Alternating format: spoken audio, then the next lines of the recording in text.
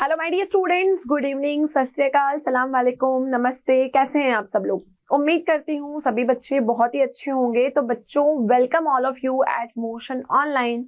और मैं हूँ आपकी रसायन विज्ञान की अध्यापिका रीना। और कार्बनिक रसायन में हम पढ़ने जा रहे हैं हमारी ऑर्गेनिक केमिस्ट्री का लास्ट चैप्टर, जो कि चैप्टर नंबर 16 है और उसका नाम है दैनिक जीवन में रसायन, that is chemistry in everyday life. Okay, आज मेरा गला कुछ खराब सा है, तो आप लोगों को आज मेरी इसी वॉइस में पूरे लेक्चर को सुनना पड़ेगा। तो आई होप कि सभी बच्चे मेरे साथ कोऑपरेट करेंगे।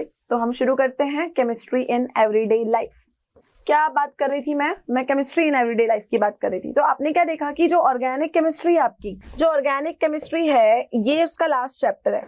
ठीक है, लास्ट चैप्टर के साथ ये हमारा बहुत ही शॉर्ट चैप्टर है। कुछ ही लेक्चर्स हम इस चैप्टर पे करेंगे। क्योंकि ये कम मार्क्स का है, इसका मतलब ये नहीं है कि हमें इस चैप्टर को स्किप करना है। हमें एंटायर सिलेबस को कवर करना है, चाहे वो ज्यादा मार्क्स कैरी करता हो या कम मार्क्स कैरी करता हो। तो मैंने आपको बताया कि ऑर्गेनिक केमिस्ट्री में आपका जो 10, 11, 12, 13 चैप्टर मैंने आपको पढ़ाया, जिसमें हमने डिटेल में केमिस्ट्री को पढ़ा, वो चारों आपके ज्यादा मार्क्स हैं, उनका वेटेज एग्जाम में ज्यादा है। और बाद के जो हमने ये 3 चैप्टर्स पढ़े, जो कि आपके थे पॉलीमर्स, जिसको हमने लास्ट लेक्चर में कंप्लीट किया, J-अणु जो कि बायोमोलिक्यूल्स था, और आपका ये केमिस्ट्री इन एवरीडे लाइफ, ये तीनों चैप्टर्स आपके कम वेटेज के हैं। उन चैप्टर्स की मार्किंग थोड़ी सी भारी है, लेकिन फिर भी ये तीनों चैप्टर्स इतने ज्यादा टिपिकल नहीं है। तो हमारे पास इतना तो टाइम अभी है कि हम कुछ टाइम निकाल के इन तीनों चैप्टर्स को कंप्लीट कर पाए। ओके, अब बच्चों क्या बात कर रहे थे? केमिस्ट्री इन एवरीडे लाइफ की हम बात कर रहे थे कि हम बोल रहे थे कि कम लेक्चर्स ही हम इस चैप्टर में करेंगे, क्योंकि ये चैप्टर हमारा बहुत ज्यादा लेंथी नहीं है। दैनिक जीवन में केमिस्ट्री को समझते हुए चलना है। हमारे जीवन में अगर हम केमिस्ट्री की बात करें, तो हमारे जीवन के हर क्षेत्र में जो रसायन विज्ञान है, उसकी क्या इंपॉर्टेंस है, ये तो आप अभी तक समझ ही चुके हो। तो जीवन के हर क्षेत्र में जो आपका रसायन है, वो हर क्षेत्र में आपको काम आने वाला है। ठीक है, अगर मैं स्टार्ट करती हूँ फॉर एग्जाम्पल घर की चीजों से। ठीक है, घर में हम क्या क्या चीज यूज में लेते हैं? हम प्लास्टिक यूज में लेते हैं, हम साबुन यूज में लेते हैं, ठीक है, हम कपड़े धोने के लिए वॉशिंग पाउडर यूज में लेते हैं। तो आप देखोगे कि जितनी भी चीजें हैं, चाहे आपका प्लास्टिक हो, सोप हो, डिटर्जेंट हो, सब चीज में रसायन विज्ञान है। तो रसायन विज्ञान हमारे पूरे दैनिक जीवन में कोई ऐसा क्षेत्र नहीं है जहां काम में नहीं आ रही है। ये तो हुई घर में कुछ वस्तुओं की बात। ठीक है, अगर मैं बात करूं खाने पीने की, तो आप देखोगे कि खाद्य पदार्थों में भी आपकी रसायन विज्ञान अपनी बड़ी महत्वपूर्ण भूमिका निभाती है। इसके अलावा जो आप कपड़े पहनते हो, अगर मैं वस्त्रों में धागों की बात करूं, वस्त्रों में मैं फाइबर्स की बात करूं, नायलॉन, रेयॉन, टेरिलिन, पॉलीमर्स में आपने पढ़ा, तो इस क्षेत्र में भी केमिस्ट्री का बखूबी योगदान है। यहाँ भी रसायन विज्ञान लगी। तो क्या मैं बोल सकती हूँ कि कोई क्षेत्र ऐसा है जहाँ पे रसायन विज्ञान नहीं लगेगी? तो ऐसा कोई भी क्षेत्र नहीं है। इवन मैंने आपको बायोमोलिक्यूल्स चैप्टर पढ़ाया कि आपकी बॉडी में भी बायोलॉजिकल एक्टिविटी में सारी केमिस्ट्री इंक्लूडेड है। तो कोई भी फील्ड हमारा ऐसा नहीं छूटा है जहां पर हम केमिस्ट्री को काम में नहीं ले रहे हैं। तो रसायन विज्ञान का हमारे जीवन में क्या योगदान है, वो आप बखूबी समझ चुके हो। अब मैं क्या बोल रही थी? मैं बोल रही थी दैनिक जीवन में रसायन, ये मैंने आपको एग्जाम्पल्स बता दिए। अब इस चैप्टर में दैनिक जीवन में रसायन को हम 3 क्षेत्रों में पढ़ेंगे।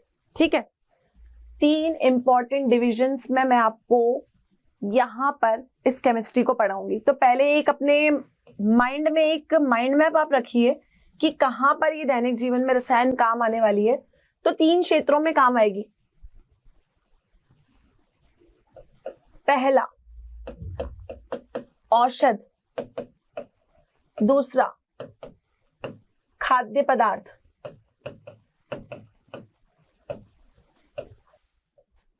आपके परिमार्जक।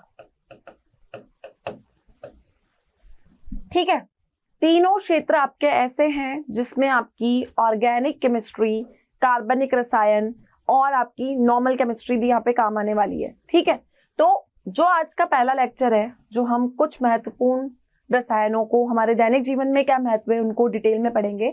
तो आज का जो पहला लेक्चर है ना, वो मैं बात करूंगी औषध तथा उनका वर्गीकरण पे। ठीक है, अब औषध वर्ड का मतलब होता है औषधि।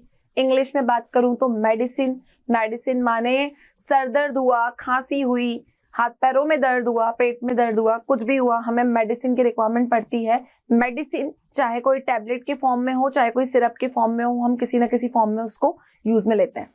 तो औषध का मतलब होता है मेडिसिन, और मेडिसिन मतलब आपकी बायोलॉजी नहीं है यहाँ पर, क्योंकि मेडिसिन को बनाने के लिए क्या यूज में लिया गया? मेडिसिन को बनाने के लिए केमिकल यूज में लिया गया, और केमिकल्स को हम किस में पढ़ते हैं? केमिकल्स को हम केमिस्ट्री में ही पढ़ते हैं।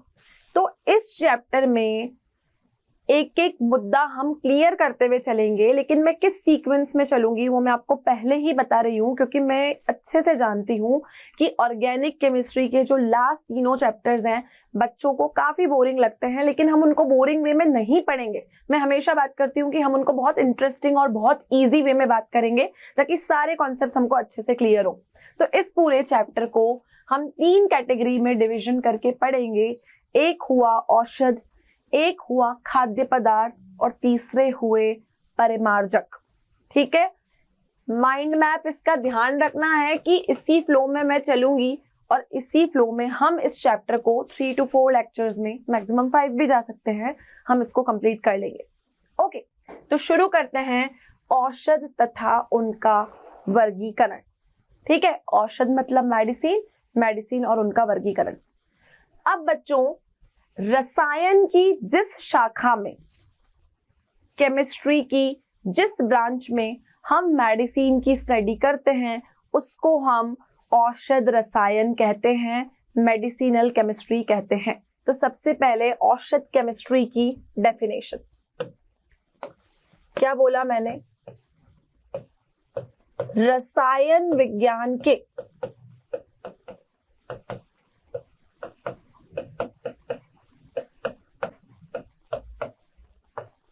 जिस क्षेत्र में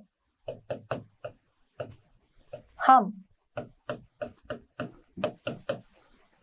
औषधि का अध्ययन करते हैं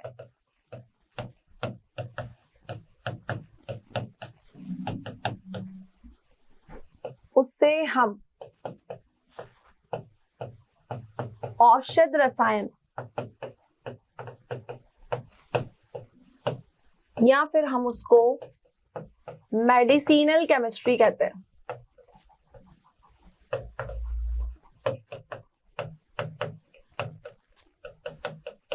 क्या कहते हैं? औषध रसायन, या फिर हम उसको मेडिसिनल केमिस्ट्री कहते हैं जब हम पूरी केमिस्ट्री में सिर्फ औषधियों की, मेडिसिन की, दवाइयों की बात करते हैं। ठीक है, अब औषधि एक्चुअल में होती क्या है? ठीक है, औषधि मैंने आपको बोला मेडिसिन होती है, तो ऑब्वियस सी बात है उसका कुछ न कुछ आणविक द्रव्यमान होता होगा, कुछ न कुछ एक स्पेशल कैरेक्टर होगा, तभी हमने उसको औषधि बोला। तो औषधि को औषधि क्यों बोला ये जानते हैं। तो देखिएगा, औषध को औषध क्यों कहा हमने, औषध को औषध क्यों कहा, वो इसके इन गुणों के कारण कहा। देखिए, जो आपकी औषध होती है ना, उनका आणविक द्रव्यमान बहुत कम होता है।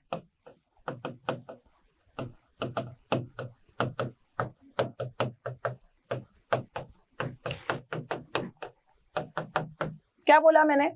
जो हमारी औषधियां हैं उनका आणविक द्रव्यमान बहुत कम होता है।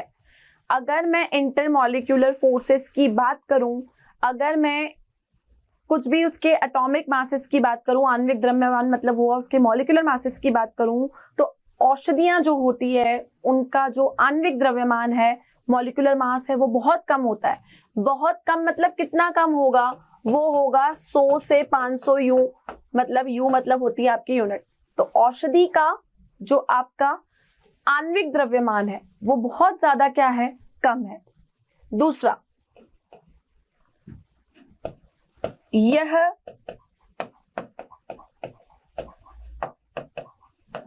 मैक्रोमोलिक्यूलर, मैक्रोमोलिक्यूलर मतलब हुआ आपके बृहत आणविक लक्षणों के अन्योन क्रिया से उत्पन्न होती है।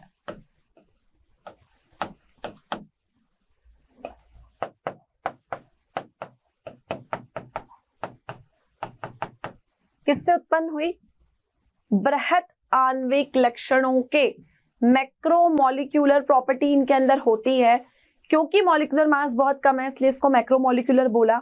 मैक्रोमोलिक्यूलर जो इसकी प्रॉपर्टी है उसके अन्योन क्रिया के लक्षणों के द्वारा यही औषधि आपकी उत्पन्न होती है। अब आप क्या देखते हो कि औषधि को हमने औषधि क्यों कहा? क्योंकि वो हमारे शरीर में जाकर हमारे कोई भी रोग को, किसी भी पीड़ा को कम करने का काम करती है। तो आपने देखा है कि हर मेडिसिन को हम डॉक्टर के प्रिस्क्रिप्शन पे लेते हैं। डॉक्टर जितने डोज बोलता है कि दिन में लेना है, खाना खाने के बाद लेना है, खाने से पहले लेना है, उसी के हिसाब से हम हर मेडिसिन को लेते हैं। तो बच्चों, अगर आपने इसको संयंत्रित मात्रा में डॉक्टर के प्रिस्क्रिप्शन से लिया तो ये आपके रोग को ठीक करती है। लेकिन अगर आपने इसको संयंत्रित मात्रा में नहीं लिया तो संयंत्रित मात्रा में कोई भी मेडिसिन होती है ना, वो आपके लिए पॉइजन का काम करती है, विष का काम करती है। तो हम क्या बोलेंगे कि अगर किसी भी मेडिसिन को हमने संयंत्रित मात्रा में लिया, ठीक है, दो चीजें हैं, संयंत्रित मात्रा और दूसरी होती है असंयंत्रित मात्रा, ठीक है। तो मेडिसिन को अगर संयंत्रित मात्रा में लोगे और असंयंत्रित मात्रा में लोगे तो क्या क्या इफेक्ट आएगा? अगर किसी मेडिसिन को आपने संयंत्रित मात्रा में लिया है तो वो मेडिसिन आपका औषधि का काम करती है। किसका? औषधि का। और अगर मात्रा आपने असंयंत्रित कर दी तो असंयंत्रित मात्रा में कोई भी औषधि आपका किसका काम करती है? वो आपका विष का काम करती है। इतना क्लियर है? संयंत्रित मात्रा में वो औषधि है, अगर मात्रा असंयंत्रित हो गई तो वो किसका काम करेगी? वो आपका विष का काम करेगी। और इस रसायन चिकित्सा को हम जो औषधियों के क्षेत्र में पढ़ते हैं इसको हम चिकित्सा रसायन भी कहते हैं। तो रासायनिक का उपयोग चिकित्सा के क्षेत्र में चिकित्सक रसायन कहलाता है। तो एक और डेफिनेशन हमें यहां पर मिली, रसायन का प्रयोग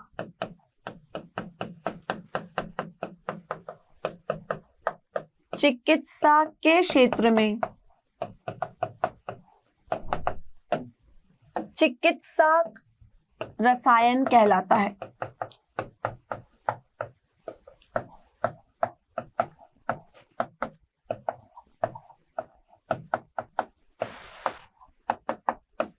क्लियर? तो यहां पर कुछ बेसिक चीजें हमने औषधियों के बारे में पढ़ी। पहली चीज तो रसायन का उपयोग अगर हम चिकित्सा के क्षेत्र में करेंगे तो उसको हम चिकित्सा रसायन कहेंगे। औषधि क्या होती है? औषधि आपकी वो जैव अणु हैं, वो आपके बायोमोलिक्यूल्स हैं जिसमें आप ये देखोगे कि जिनका आणविक द्रव्यमान, मॉलिक्यूलर मास जो है वो बहुत कम है, 100 से 500 यूनिट तक का है। ये बनती कैसे है? ये आपके बृहत आणविक मैक्रोमोलिक्यूलर इंटरैक्शन से, उनकी अन्योन क्रियाओं से उत्पन्न होने वाले अणु हैं। और इसको हम हमारे शरीर में कोई भी दर्द, कोई भी पीड़ा को ठीक करने के लिए काम में लेते हैं। सही मात्रा में लिया तो औषधि का काम करेगी, अगर अनियंत्रित, असंयंत्रित मात्रा हो गई तो वो विष का काम करेगी। इसलिए हमें हर मेडिसिन को हमें कैसे लेना होता है? डॉक्टर के प्रिस्क्रिप्शन पे लेना होता है।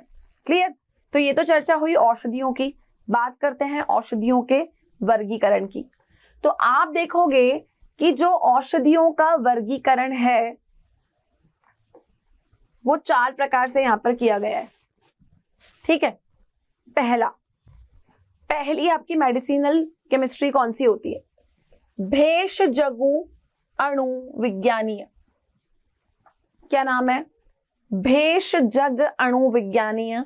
इंग्लिश में अगर मैं बात करूं तो फार्माटिकल या फार्मालॉजिकल, जो भी आप टर्म यूज करते हो, फार्मा, वो आपकी पहला बेसिस है मेडिसिन को डिस्क्राइब करने का। क्या है पहला मेथड? भेषजग अणु विज्ञानीय, मतलब फार्माकोलॉजिकल प्रभाव के आधार पर कोई भी मेडिसिन है उसका फार्माकोलॉजिकल इफेक्ट क्या है, उसके बेसिस पर मेडिसिन का क्लासिफिकेशन है। दूसरा, औषध के प्रभाव पर आधारित, कि कोई भी औषधि कैसा प्रभाव डालेगी वो उसके प्रभाव पर आधारित हुआ। तीसरा, रासायनिक संरचना के आधार पर, मतलब कोई भी मेडिसिन आपको दी है उसका केमिकल स्ट्रक्चर कैसा है, उसकी रासायनिक संरचना कैसी है, उसके आधार पर मेडिसिन का क्लासिफिकेशन होता है। एंड द लास्ट वन, लक्ष्य अणुओं पर आधारित। लक्ष्य अणु मतलब कि कोई भी मेडिसिन है उसका लक्ष्य क्या है, उसका टारगेट क्या है, उसके अणुओं पे आधारित। इसका मतलब जो टारगेट आइटम्स हैं वो कौन से हैं। तो मेडिसिन को, औषधि को हमने कितनी कैटेगरीज में बांटा? औषधियों को हमने 4 कैटेगरीज में वर्गीकृत किया। 4 कैटेगरीज में हमने उनका विभाजन किया। वो विभाजन क्या था? पहला हुआ भेषजग अणु या भेषजगुण विज्ञानीय, मतलब फार्मालॉजिकल इफेक्ट।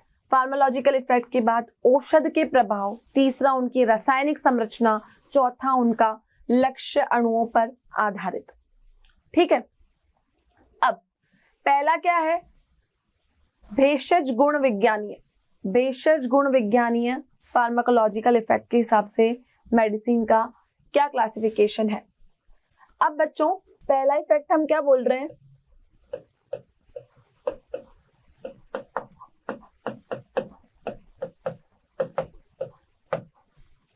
भेषज गुण विज्ञानीय मतलब फार्माकोलॉजिकल।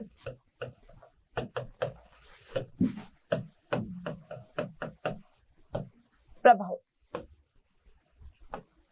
अब फार्माकोलॉजिकल प्रभाव क्या होता है किसी भी मेडिसिन का? सिंपल सी बात है, देखो क्या होता है कि कभी भी आपको फीवर होता है, सर्दी होती है, खांसी होती है, तो आप क्या करते हो? फिजिशियन को जाके कंसल्ट करते हो। हम जिस डॉक्टर को दिखाते हैं उसको हम क्या कहते हैं? उस डॉक्टर को हम फिजिशियन कहते हैं। क्या कहते हैं? फिजिशियन कहते हैं। अब जब हम डॉक्टर को दिखाते हैं तो फिजिशियन हमें जो भी तकलीफ होती है उसके हिसाब से हमें दवाइयां देता है। फॉर एग्जाम्पल, अगर हमें कोई भी बीमारी किसी बैक्टीरिया, फंगई, जर्म्स इनकी वजह से हुई है तो डॉक्टर हमें क्या प्रिस्क्राइब करते हैं? डॉक्टर हमें कहते हैं कि हमको एंटीबायोटिक्स लेने चाहिए। क्या लेने चाहिए? एंटीबायोटिक। अब वो एंटीबायोटिक क्या करते हैं? हमारी बॉडी में अगर कोई भी बीमारी बैक्टीरिया की वजह से हुई है तो उस बैक्टीरिया की ग्रोथ को कम करने का काम करते हैं। ठीक है, अगर हमें कोई चोट लग जाती है या कोई हमें इन्फेक्शन हो जाता है तो डॉक्टर हमें क्या प्रिस्क्राइब करते हैं? एंटीसेप्टिक। ठीक है, ये डॉक्टर्स, कोई भी फिजिशियंस हमको प्रिस्क्राइब करते हैं। अब आप देखोगे कि इन दोनों वर्ड्स के आगे मैंने एंटी लिखा है। एंटी का मतलब होता है जस्ट अपोजिट। ठीक है, एंटी का मतलब होता है अपोजिट। अब ये एंटी वर्ड क्या काम करता है? मैंने बोला एंटीसेप्टिक लगा दो तो जो भी आपको सेप्टिक हुआ है, घाव हुआ है, ये उसको कम कर देगा। मैंने बोला एंटीबायोटिक ले लो तो बायोटिक का मतलब हुआ कि जो भी बैक्टीरिया या बायोलॉजिकल कोई भी चीज आपकी बॉडी में ग्रो कर रही है तो ये उसको रोकने का काम करेगा। तो एंटी का मतलब है ये उसके रोकथाम के लिए काम में लिए जाते हैं। तो बच्चों फार्माकोलॉजिकल का मतलब होता है कि हमें कोई भी डिजीज हुई तो हमने किसी फिजिशियन को, किसी डॉक्टर को कंसल्ट किया और उस बीमारी के लिए डॉक्टर ने हमें कोई औषधि दी तो उसका पहला प्रभाव होता है उसका भेषज गुण विज्ञानीय, जिसको हम बोलते हैं फार्मालॉजिकल इफेक्ट। ओके, दूसरा होता है औषध के प्रभाव पर आधारित। औषध के प्रभाव का क्या मतलब है कि आप देखेंगे किसी प्रकार के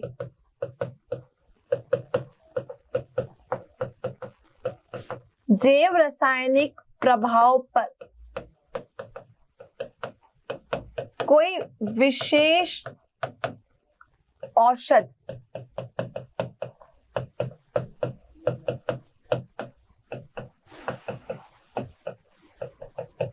प्रभाव डालती है।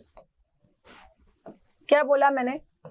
कि अगर कोई किसी विशेष प्रकार का, आप देखोगे कोई विशेष प्रकार का अगर जैव रासायनिक प्रभाव है तो कोई पर्टिकुलर औषधि होगी जो उस पर इफेक्ट डालेगी। जैसे कि मैं बात करती हूं यहाँ पे एंटीहिस्टामिन्स की।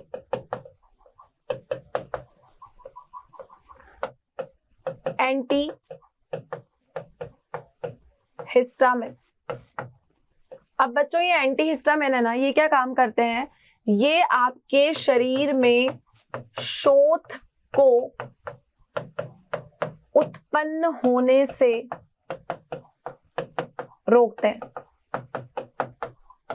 ठीक है, अब मैंने बोला एंटीहिस्टामिन। एंटीहिस्टामिन मतलब जो आपकी बॉडी में हिस्टामिन के इफेक्ट को कम करे।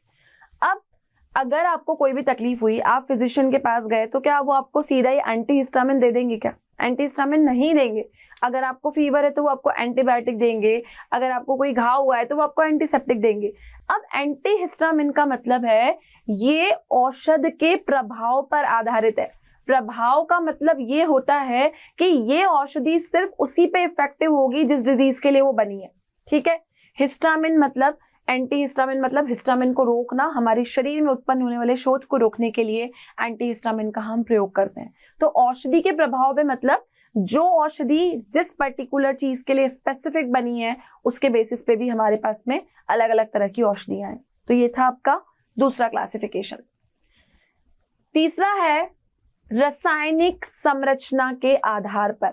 रासायनिक संरचना मतलब कोई भी औषधि है उसका केमिकल स्ट्रक्चर कैसा है। रासायनिक संरचना के आधार पर क्या मतलब हुआ? यह औषधियां इनमें विशेष रासायनिक संरचना होती है। क्या होती है? इनकी एक विशेष रासायनिक संरचना होती है। इसे हम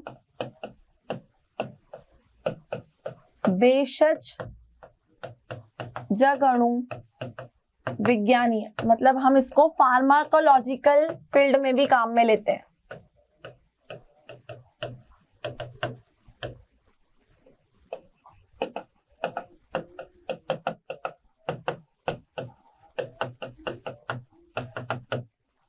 उदाहरण सल्फोनेमाइड, नाम होगा इसका पूरा बेंजीन सल्फोनेमाइड। ठीक है। क्या पढ़ रहे हैं? टॉपिक कि औषधियों का हमने वर्गीकरण किया रासायनिक संरचना के आधार पर। तो बेंजीन सल्फोनेमाइड जो अपना इफेक्ट दिखाता है, ये औषधि जब अपना काम करती है तो ये अपनी संरचना के आधार पर करती है। इसका एक स्पेसिफिक स्ट्रक्चर होता है जो कि कैसे होगा, आप देखोगे कि ये जो आपकी बेंजीन की रिंग है, इसके एक साइड NH2 होता है, एक साइड आपका S double bond O NHR होता है। ठीक है। तो सल्फोनेमाइड जो होता है उसकी एक विशेष संरचना होती है और रासायनिक अभिक्रियाओं में संरचना के आधार पर ये तीसरा वर्गीकरण है जो औषधियों का किया हुआ है। ठीक है।